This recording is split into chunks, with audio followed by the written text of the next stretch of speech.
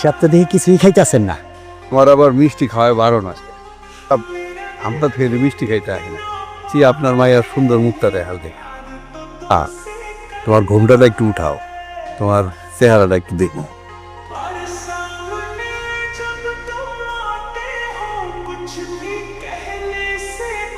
আপনার মাইয়া আমাকে খুব পছন্দ হয়েছে। ও মাইয়া আপনাকে পরিবারে বিয়া দিতে পাইরা আমরা নিজেরাও তো খুশি। তাইলে ইউসুফ ভাই, আমরা আগামী শুক্রবারে বিয়ার দিন ঠিক করলাম। এর বিয়াতে আপনাকে বাড়িতে আইসা একেবারে কবজি ডুবায় খানা খেয়ে যাবো। আমি আসলে অনেক ভাগ্যবান যে আপনার মতো এত শিক্ষিত আর গুণবতী একজন স্ত্রীকে নিজের জীবনসঙ্গী হিসাবে পেয়েছি। আমি অনেক ভাগ্যবতী যে আপনার মতো একজন মানুষকে স্বামী হিসেবে পেয়েছি। আগে লাইট বন্ধ করেন, সব বন্ধ। দেখতেছি। এই কি আপনি কষ্ট করে আপনি কি করেন? আমি আপনার বিবাহিত স্ত্রী সোনা। কে সোনা? কিসের সোনা? আমরা ওই দিন যেই মাইয়া দেখাইছি ওই মাইয়া তো আপনি না। সুন্দর মাইয়া দেখাইয়া এই আপনার মতো একটা কালা পেতনির লোকে আমার বিয়ে দেওয়া হয়েছে। তুই না কইছিলি মাইয়া অনেক সুন্দর, একদম দুধে আলতা গায়ের রং।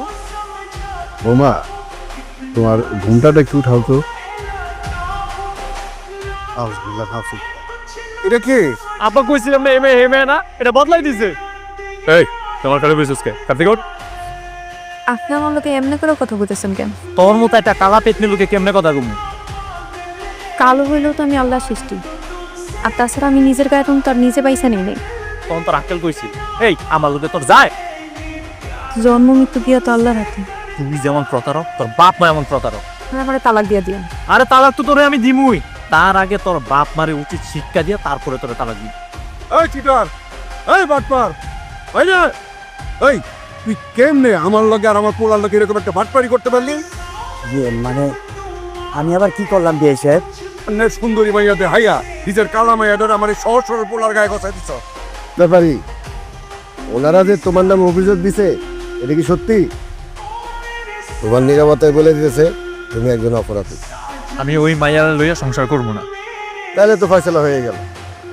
রমেশ ভাইয়ের ছেলে রহুল যখন তোমার মেয়ে নিয়ে সংসার করবো না, তাহলে যখন খুশি তখন তোমার মেয়েরা তালাক দিতে পারবে। আপনি এখন বাড়ি যান, বাড়িতে যাইয়া ইউসুফের মেয়েরারে সসম্মানে একটু বাড়ি পাঠাতে, আর বাকি তালাকের ব্যবস্থা আমি দ্রুত করতেছি। ইউসুফ মিয়া, তোমার কারণে আমার গ্রামের মান সব ধুলার সাথে মিশে গেল।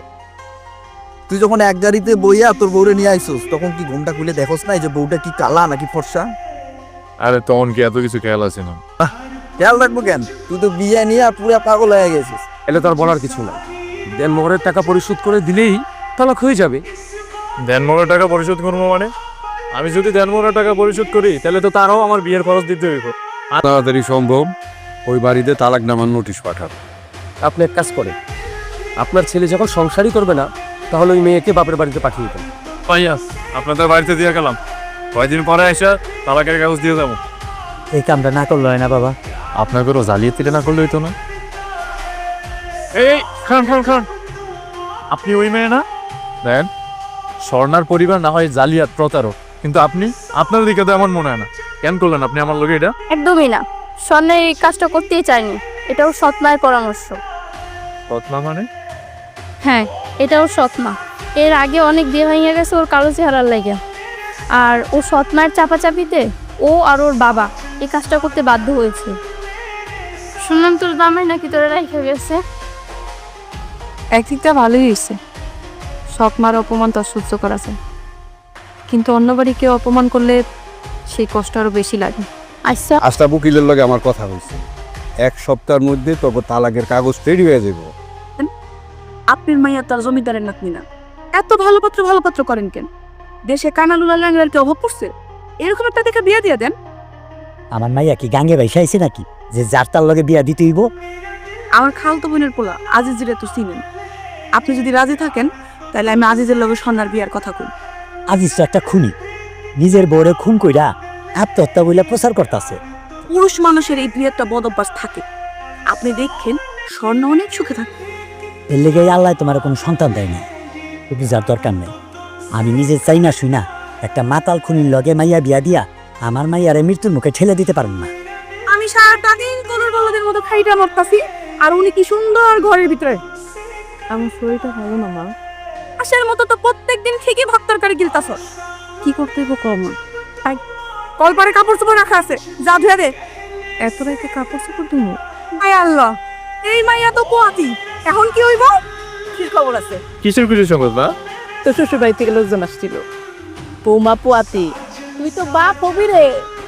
এটা খুশি সংবাদ না মা, এটা দুঃসংবাদ। কি হচ্ছে হইব? মা, এই সন্তানের বাবা আমি না। এই মায়ের তো দেখতেছি খালি মুখটাই কালা না, ওর তো চরিত্রের দাগ আছে। চুপ থাক। না যাই না কারো চরিত্রে ডাক দিবি না, মনে রাখবি মাইয়ারা হলো মায়ের জাত। মা, অন্যের মায়ের লাগে তুমি নিজের পোলাকে হাত উড়াইলা। যে সন্তান অন্যের মাইয়ারে সম্মান করতে পারে না, সে নিজের মা বোনকে সম্মান করবো কিভাবে? শোনো না, ওই মাইয়ার পেটের বাচ্চা আমার হোক আর যারই হোক, আমি ওই মায়ের লিয়ে কোনোদিনও সংসার করতে পারবো না।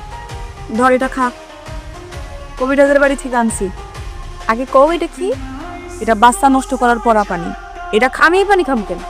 আর আমি আমার বাচ্চা নষ্ট করবো কেন? কেমন মানুষ তুমি? নিজে কোনোদিন মা হও নাই, আরেকজনকে তুই পরামর্শ দিতেছো মা না হওয়ার। এই সন্তান কিন্তু তোর ভবিষ্যতের পথের কাঁটা, পথের কাঁটা এখনই সরাই ফেল। আমার ঘর থেকে যাও। আমিও দেখ তুই কেমনে মা হোক। তোর এই বাচ্চা দুনিয়ার মুখ দেখার আগে আমি মেরে ফেলাম। কিন্তু রিপোর্ট না আসা পর্যন্ত ডিভোর্স দেওয়া যাবে না, আইনি নিষেধ আছে। ওই মাইয়া ওর বাচ্চা কি করব না করবো এটা ওর ব্যাপার, ওইটা হলে আমাকে তো মাথা কামানির দরকার নেই। এই অবস্থায় মেয়েটার কিছু হয়ে গেলে আপনারা কিন্তু নারী নির্যাতন মামলায় ফেসে যাবেন। তাহলে চাচা আমি কি করো? বাচ্চা হওয়ার পরে আইনি ঝামেলা না, তখন নয় তালাক দিও। সাবাব মামলার দরকার নাই, 10 মাসে তো তারপরে তালাক দিন। ঠিকই কইছেন, মাইয়াগো গ্রামের চেয়ারম্যানের সামনে এটা জানানো দরকার, যাতে করে ওই গ্রামের সবাই বিষয়টা জানে। আমরা চাই সন্ন্যার বাপের বাড়িতে থাকতো, 1 বছর পর আমরা তালাকের নোটিশ পাঠাবো। কিন্তু তুমি ভাই, স্বর্ণার পেটে তো আপনি বংশের রক্ত, স্বর্ণার সন্তানকে আপনি মেনে নেবেন না? স্বর্ণারই আমার পরিবারের কেউ মাইনা নিতেছে না, এই নেওয়ার বাচ্চারে কাটা মাইনা নিবে। ওনাদের মায়ের পেটের সন্তান যেন নষ্ট করে ফেলায়, প্রয়োজনে অপারেশনের টাকা আমি দিয়ে দিন। আমি নিজেও বুঝতে পারছি যে আমি কি বলবো। আমি এই বাচ্চা নষ্ট করবো না, এই বাচ্চা আমার কাছেই রাখবো। যা খুশি তাই কর, ওটা আমাদের কিছু যায় আসে না।